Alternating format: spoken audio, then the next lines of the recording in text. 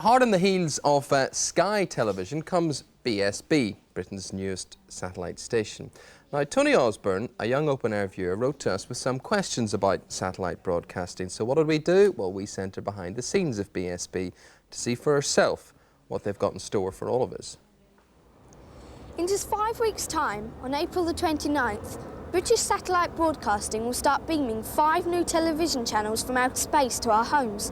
It's calling itself the television of the future, and as I'm a viewer of the future, I've come to see what it will be like. I'm now 13, and at the moment 21 million people own a television set. 500,000 people use a satellite dish. This is the latest. It's called a squarial. And BSB hope that 10 million people will be using one by the time I'm 23. What is the Galaxy Club? The Galaxy Club is the name we've given to all the children's programmes on BSB. It's going to be a real club, and everyone who gets BSB will be made a member, and they'll have a membership pack, and there'll be competitions and all sorts of things for them. But it does mean that whenever Galaxy Club pops up on the screen, you'll know that it's a children's programme.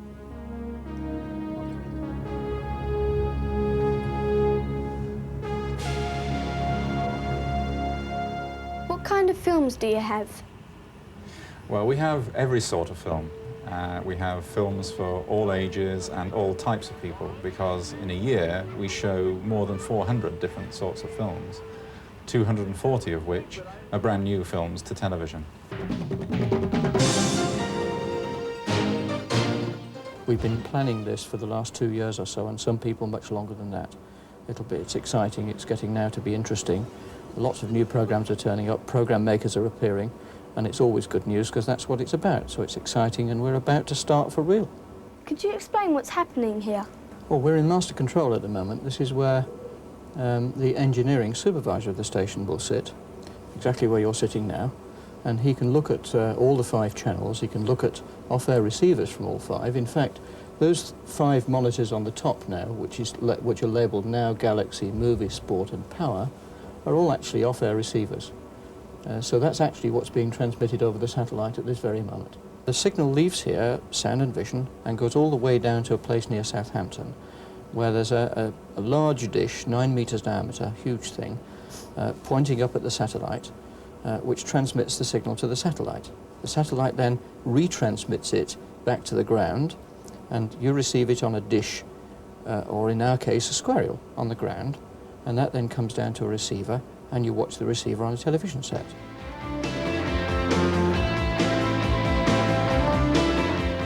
BSB has spent hundreds of millions of pounds to create new channels to provide more music, film, entertainment and sport. I'm going to find out why we need it. Well, it'll be different for one main reason. It'll be different because there will be lots of programmes on when people want to watch them, because there's so many more channels. It's not like ordinary terrestrial television like BBC or ITV, where you might have a drama, and then you might have some news, and then you might have a documentary, and then you might have an education programme.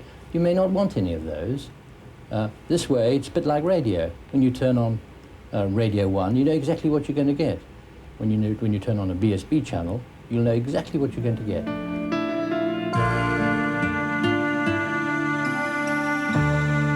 Programmes will be published in a newspaper and a special magazine. But until it's here, I'm off to go swimming.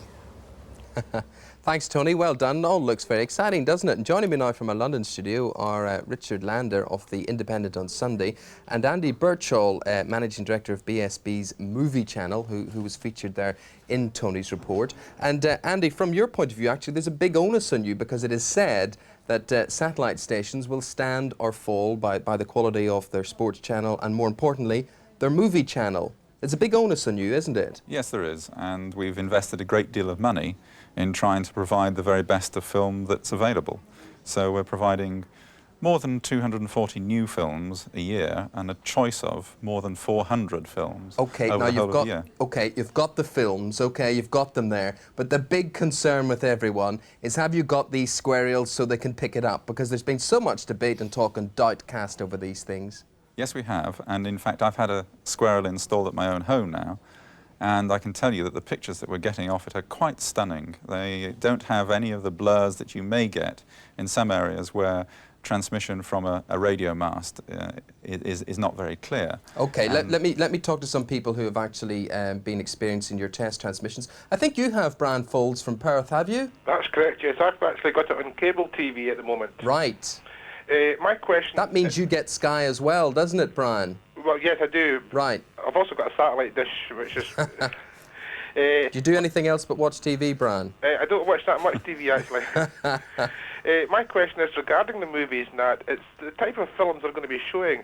I'm just wondering, with regards to the £10 fee that you have to pay every month for it, how many folk does he actually think is going to get watching Claudette Colbert films? So like this. I like Claudette Colbert, but I can watch her on BBC Two on a Saturday afternoon, Yeah, I you suppose. can also get the films at a video shop for 50p. Sure. You know, the films that started on Thursday, Splendour in the Grass, Natalie Wood, Old Man in the Sea, Spencer Tracy. Okay. You're up against the Sky movies, I think they're pretty... Well, let's let the man answer this. Well, what you're referring to is the free portion, not the paid-for portion of our films. In the evening, you get quite a different selection. Occasionally, you'll see really classics like On the Waterfront being shown in the evening. But normally, you'll see films like Last Emperor being shown at that time. Okay, let me bring in Richard Lander at this stage. Richard, you're not too hopeful about BSB at the moment, are you? Well, they have a very difficult job. They're fighting against Sky, they're fighting against Rupert Murdoch, who knows this field very well. And Sky have been around for 13 months, and they've got 600,000 dishes installed. I think they have a lot of the people who really want satellite television, and it's going to be very difficult for BSB to catch up. And Andy, is there also a little bit of a dilemma for you from the point of view that you know initially there are not going to be an awful lot of dishes around? What do you do? Do you show all your best movies first of all because you're going to be judged on them, or do you save them until your market builds up?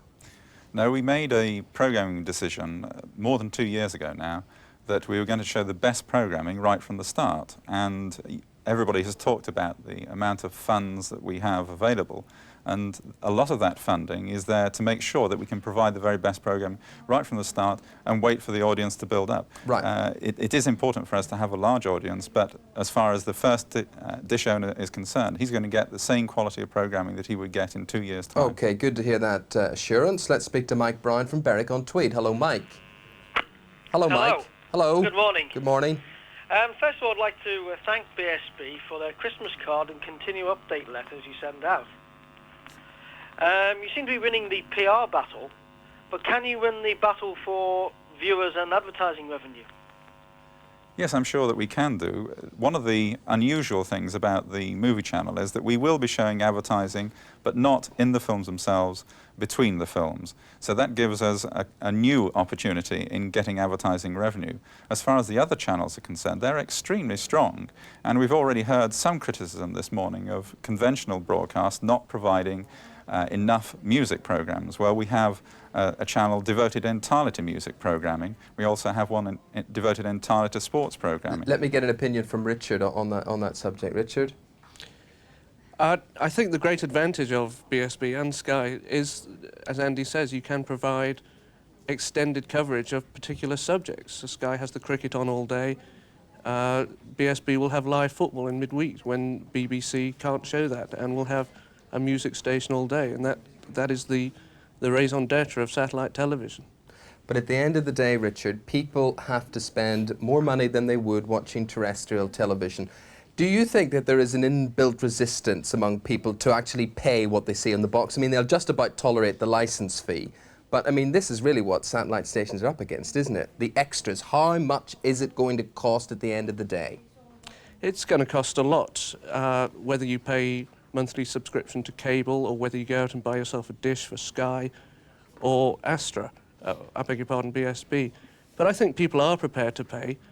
They do want to see things like cricket all day and live football in midweek. It's just a question of how many people will pay for the subscription and for the dishes, and it'll be that BSB or Sky eventually fail or make money on. And Richard, how many people initially do you think will have these little square rails outside their houses?